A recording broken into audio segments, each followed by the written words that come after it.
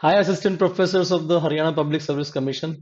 आप सभी लोग बड़े शानदार शानदार लोग हैं। इस वक्त आपके सामने जो एक चूंकि एग्जाम दे चुके हो, जूलॉजी और बॉटनी की कट ऑफ के बारे में आपके सामने ढेर सारे क्वेश्चन हैं। और यहाँ पर जैसे कि मैंने कई बार कहा भी था, जब लोग मुझसे बात करते थे कितना आप पढ़ाई करें, कितनी कट ऑफ जाएगी, तो ये इससे ज्यादा आप एक्सपेक्ट ना करें, क्योंकि ऑन एन एवरेज जो ओवरऑल जितने बच्चों से मैंने बात की वो 65 टू 70 लोगों का बन रहा है। और चूंकि वो कैटेगरी वाइज ये लोग सेलेक्ट करेंगे, +-5 का मुझे जूलॉजी में इसलिए लग रहा है क्योंकि ये जो question, number of question in पे ऑब्जेक्शन लगने हैं वो 5 के आसपास बन रहा है। यहाँ पर दो ही क्वेश्चन है, जो 2 या 3 क्वेश्चन जिन पर ऑब्जेक्शन लगाया जा सकता है। बाकी सारे थोड़ा हमारी भी गलती रही है कि बनाने में, हमारे एक आध दो आंसर हमारे भी गलत है, तो वो एचपीएससी ने जब आंसर दिया तो रीचेक किया गया तो वो ठीक हुआ है। जो डिस्कशन हम लोग करने वाले हैं वो ये कि अगर कैटेगरीज में देखा जाए तो कि हरियाणा में थोड़ा अलग कैटेगरीज पड़ती हैं। ओबीसी में आप थोड़ा सा 3 से 5% का हिसाब किताब आप थोड़ा सा ले सकते हैं कि यहाँ पर आप 62 के आसपास चले जाइए ओबीसी और ईडब्ल्यूएस में। एससी और एसटी में आप 55 के आसपास, और इधर 52 के आसपास, इतना सा वेरिएशन आपका हो सकता है। अगेन इसमें +-3 आप डालना, इसमें +-3 होगा, क्योंकि आजकल ऐसा नहीं होता कि इतनी कम जाएगी, हो सकता है थोड़ा बढ़ के चली जाए। बॉटनी में भी इसी के हिसाब किताब से आप 58 टू 60 के आसपास का वैल्यू आप ओबीसी में लीजिए। यही चीज अगर आप एससी और एसटी में जाएंगे तो 53 से 55 वाला वैल्यू यहाँ पर भी बैठेगा। वही +-3 का आपको लेना पड़ेगा मार्जिन, क्योंकि नंबर ऑफ सीट्स कम है। जो अच्छी बात अगली मैं करने जा रहा हूं वो ये कि we are going to start the subject exam preparation. उसके लिए एक स्पेसिफिक वर्कशॉप रखा है। ये जो वीडियो है इसमें गूगल फॉर्म है, इस गूगल फॉर्म को आप भर दीजिए। फ्री वर्कशॉप है। पहले हम बताएंगे कि हम एक्चुअली किस टाइप का कोर्स स्टार्ट करना चाह रहे हैं, आप लोगों के थोड़े पॉइंट ऑफ व्यू लेना चाहते हैं, और उस डिस्कशन के बाद एक्चुअली कोर्स शुरू होगा। तो फटाफट से प्लीज गूगल फॉर्म भर दीजिए, जिससे हम सिर्फ उन्हीं लोगों को इन्फॉर्म करें जो कि गेट सेट गो करने वाले हैं हमारे साथ, रफ्तार के साथ। थोड़ा सा डिस्कशन कर लिया जाए जिन पर ऑब्जेक्शन लगाने हैं आपको। बॉटनी के केस में 3 क्वेश्चन मेरे हिसाब से हैं जिन पर ऑब्जेक्शन लगाना है। सिकल सेल एनीमिया वाले केस में ये ग्लूटामिन लिखा हुआ है, यहाँ ग्लूटामेट होना चाहिए था। इस पूरे क्वेश्चन का मामला गलत हो गया। रेफरेंस अगर आपको उठाना है तो लेनिंजर का सेकंड एडिशन इंटरनेट पे अवेलेबल है, टेलीग्राम पे अवेलेबल है।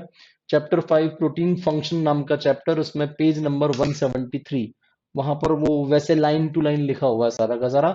इसके अलावा किसी भी बायोकेमिस्ट्री की बुक से अगर आपका एक्सेस है, फोटो वोटो खींच सकते हो, तो फोटो लगाया जा सकता है। एचपीएससी की साइट पर ये मामला खुला हुआ है। 6 तारीख से लेकर 8 तारीख के बीच में पूरा प्रोसीजर वहां दिया हुआ होता है। हर क्वेश्चन या हर ऑब्जेक्शन पर आपको 250 रुपए देने पड़ेंगे। मेरी जो सलाह है, क्योंकि क्वेश्चन ज्यादातर कॉमन है, आप अपने दोस्तों का ग्रुप बनाइए, जितने भी नियरेस्ट लोगों को जानते हैं। अगर हमारे व्हाट्सएप ग्रुप में तो 3-4 लोग मिलकर इकट्ठे करो पैसा, कि एक ने 250 दिए, एक ने 250 दिए और एक ने 250 दिए, तीनों मिलके एक एक एक 250-250 रुपए में काम चल जाएगा। अगर आप 6 लोग हो जाते हो तो 125-125 में काम चल जाएगा। थोड़ा सा यार पैसे का देखना पड़ता है, आप लोगों को बड़ा प्रॉब्लम हो जाता है। 1800 रुपए की टेस्ट सीरीज में आप लोग डिस्काउंट भी मांगते हो, और वो भी बहुत महंगी लगती है, तो इसलिए ज्वाइन नहीं करते। तो पैसे बचाने का ये एक तरीका हो सकता है कि 5-6 लोग इकट्ठे करके। ऐसा नहीं होगा कि तेने ऑब्जेक्शन लगाया तो तेरे को नंबर मिलेंगे, भाई इसको भी मिलेंगे, बाजू वाले को भी मिलेंगे, है ना। ये इनका एक्चुअली कमाई का तरीका हो गया है आजकल, पता नहीं क्यों इससे वर्स्ट टाइप के क्वेश्चन गलत कर देते हैं ये, और फिर बच्चे 250 देके ढेर सारी इनकी कमाई करवा देंगे। तो I just don't like this. खैर, एचपीएससी बोर्ड का ये क्वेश्चन, क्योंकि शायद स्पेल मिस्टेक हो गया होगा इनसे या कुछ हो गया हो, टेक्निकली क्वेश्चन या तो कैंसिल करेंगे या आपको सभी को बोनस देंगे। अप्लाई करने का तरीका और डेट वगैरह मैंने आपको बता दी, और पैसे बचाने का तरीका मैंने आपको बता दिया है। ये जो डेफिनेशन है ये आपका इकोफिन आना चाहिए, उनका शायद इको टाइप लगा रखा है उन्होंने, ये इकोफिन ही होगा। पीडी शर्मा की बुक में इकोलॉजी एनवायरनमेंट रस्तों की पब्लिकेशन की चेक कीजिए सेक्शन जिसमें अडेप्टेशन टू एनवायरनमेंट ऐसा करके, और वैसे 3-4 जगहों पर ही लिखा हुआ है। क्वेश्चन नंबर 80, ये क्वेश्चन नंबर 55। उसके बाद तीसरा जो ऑब्जेक्शनेबल क्वेश्चन है वो ये वाला है, जिसमें प्लांट ग्रोथ रेगुलेटर जो कॉम्बिनेशन आपको लेना है कैलस, सिर्फ कैलस फॉर्मेशन के लिए, ऑर्गेनोजेनेसिस न करे, तो ऑक्सिन और साइटोकाइनिन बराबर रहने चाहिए। आंसर ये होना चाहिए, आंसर नंबर 3। इसके लिए आप plant tissue culture theory and practice Bhojwani और राजदान की बुक ले लीजिए, 4th एडिशन। और इसमें ऑर्गेनोजेनेसिस और एम्ब्रियोजेनेसिस वाला जो चैप्टर है उसके अंदर आपको ये पूरा का पूरा मामला मिल जाएगा। वहां से आप फोटो लेके इस तरीके से आप बनाइएगा। एक लगातार क्वेश्चन लोग कर रहे थे कि वो एचपीएससी ने वाटर होल्डिंग कैपेसिटी क्यों सही किया है। इस क्वेश्चन में एक क्वेश्चन है जिसमें वाटर होल्डिंग कैपेसिटी और फील्ड कैपेसिटी पे कंफ्यूजन है। फील्ड कैपेसिटी किसी खेत की, किसी जमीन की कैपेसिटी होती है, और water holding capacity laboratory condition में एक बॉक्स के अंदर मिट्टी को रखो और पानी को गिराते जाओ गिराते जाओ गिराते जाओ, जो ही वो टपकने लग जाए, पहली बूंद नीचे गिरे, रोक लो, कितना पानी अंदर आ चुका उसको कैलकुलेट कर लो। ये होता है प्रैक्टिकल तरीका। तो वो वाटर होल्डिंग कैपेसिटी होती है उस पर्टिकुलर मिट्टी की। फील्ड कैपेसिटी बारिश के बाद जब कंप्लीट सेचुरेशन हो जाता है, तो बारिश के बाद आप मिट्टी उठा के लाओ एक बॉक्स में, उस बॉक्स का वजन ले लो, उसको ड्राई कर दो, तो जितनी पानी उड़ गया और जो ड्राई वेट आया उसको माइनस करो, तो वो आपका वाटर फील्ड कैपेसिटी हो जाएगी उस मिट्टी की गिवन कंडीशन में। खैर, ये दोनों चीजें हैं। ये है एचपीएससी जूलॉजी, अगला वाला जो मैं बातें कर रहा हूँ। एचपीएससी जूलॉजी में साइक्लिक एमपी वाला क्वेश्चन, इनका जो आंसर है जो आपके सिस्टम का, वो ये वाला है, जबकि आंसर होना चाहिए ये वाला। प्रूफ के लिए Lodish Baltimore 5th edition, page number 553, chapter 13.3, वो इस तरीके का आपको नजर आएगा यहाँ पर लिखा हुआ। आप चाहें तो मैं इसका पीडीएफ भी आपके साथ शेयर कर दूंगा। जैसे पीडीएफ शेयर करने की जरूरत नहीं है, आप लोगों के सबके पास होता है सॉफ्ट कॉपी। उसके बाद लाइसोसोम को अगर लीक आउट हो जाए तो तीन फेमस चीजें हैं इसमें, कि अगर कंट्रोल लीक होता है तो वो ऑटोफेजी को इंड्यूस करेगा, अगर थोड़ा ज्यादा लीकेज हो गया तो अपोप्टोसिस को करेगा, और ज्यादा अगर मासिव लीकेज हो गया तो नेक्रोसिस हो जाएगा। तीनों ही केसेस में एटलीस्ट ये तो नहीं आएगा, जो कि इनका आंसर है। ठीक है, आंसर ये एक हो सकता था, इंक्लूजन ये होएगा ही नहीं, ये होएगा नहीं। टेक्निकली आंसर बी होना चाहिए था इसको, पर इन्होंने पता नहीं क्यों ए डाल रखा है। तो इसके लिए आप रेफरेंस दोगे मेथड्स इन बायोलॉजी वॉल्यूम 126, जिसमें कि methods of quantification of the lysosomal membrane permeabilization, यानी कि थोड़ा कम कम कम, ज्यादा ज्यादा ज्यादा, हर लेवल पर क्या होता है, ये चीज इसमें डिटेल में रिसर्च पेपर है पूरा का पूरा, वो बड़ा मजा आएगा। ऐसे कैसे ही आप डाल सकते हैं। ठीक है, क्वेश्चन नंबर 14 इनका जो है, ये आप the cell molecular approach 8th edition by Cooper, और 2019 का एडिशन साइनस और एसोसिएट न्यूयॉर्क ऑक्सफोर्ड और ऑक्सफोर्ड यूनिवर्सिटी प्रेस, ये पूरा ऐसे लिख के और बताइएगा कि देखो भैया हेमी डेस्मोसोम तो यहाँ होना ही नहीं चाहिए था, यहाँ टेक्निकली होना चाहिए था डेस्मोसोम, क्योंकि दो इंटरमीडिएट फिलामेंट्स को एडजेसेंट सेल में जोड़ने वाली चीज को बोलते हैं आप डेस्मोसोम। ये फोटो आप डाल सकते हैं, ये आपका कूपर का है। इसके अलावा ये जो फोटो है हेमिड, ये लॉर्ड बाल्टीमोर का है, 5th एडिशन, पेज नंबर 203, ऐसे आप डाल सकते हैं। मैंने जितने बताया उतने ही आपको करने हैं। कुछ जगहों पर आप अननेसेसरी बिना बात डिस्कशन कर रहे हैं बहुत सारे लोग, जैसे ये कनेक्शन और ये वाला जो मामला है, इसमें आपको गैप जंक्शन ही आंसर हो सकता है। कनेक्शन तो उसकी यूनिट होती है, मल्टीपल, ये मैंने शायद आंसर की वाले वीडियो में भी बताया था। मल्टीपल कनेक्शन कनेक्शन बनाते हैं, अब ये कनेक्शन एक्चुअली हेमी चैनल होता है, it is a hemi channel. दो आजू बाजू वाली सेल्स के कनेक्शन मिलकर फाइनली गैप जंक्शन बनाते हैं। और यहाँ पे which component of the cell to cell junction is responsible for the flow. Cell to cell junction पूछा है, तो कनेक्शन जंक्शन नहीं होता, गैप जंक्शन जंक्शन होता है। ऐसे भी निकाल सकते थे वैसे इसको। तो गैप जंक्शन इसमें आंसर आएगा। ये आपको अगर डालना है तो ये 557 कूपर का पेज नंबर और चैप्टर नंबर मैंने 16 बता ही दिया है।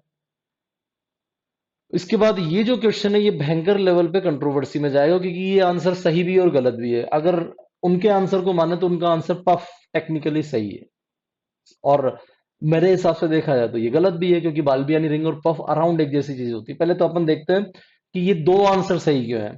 Principle of genetics, Tamarin 7th edition, chapter 15, page number 449, जो ये कहता है कि यार बाल्बियानी रिंग और पफ एक ही बात होती है। Also referred as chromosomal puff are also referred to as Balbiani ring.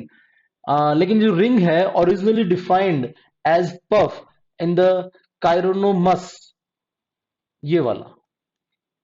तो इस वाली सेकंड लाइन की वजह से जो आंसर जाएगा इसका पफ जाएगा। आप कहोगे हाँ यार ये क्या बात हुई, जरा देखते हैं। काइरोनोमस टिटेंस इस तरह का एक कीड़ा होता है, जो कि डिप्टेरन कैटेगरी का, और यहाँ पर बाल्बियनी रिंग डिस्कवर हुई थी। लेकिन आपसे जो सवाल किया गया है वो ड्रोसोफिला के लिए किया गया है, वहां बाल्बियनी रिंग शब्द इस्तेमाल नहीं किया जाता, वहां पफ शब्द इस्तेमाल किया जाता है।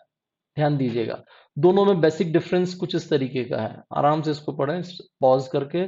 बाल्बियनी रिंग उस कीड़े में और अपने ड्रोसोफिला में जो डिफरेंस है वो कुछ इस तरीके का है एक ही पॉलीटीन क्रोमोसोम है, दोनों ही चीजें पॉलीटीन क्रोमोसोम है, पर बेसिक डिफरेंस है इसके अंदर। उसके बाद बेसिक रिएक्शन ऑफ क्लॉटिंग, ये जो शब्द है ना बेसिक रिएक्शन, इसकी वजह से ये क्वेश्चन कंट्रोवर्शियल है।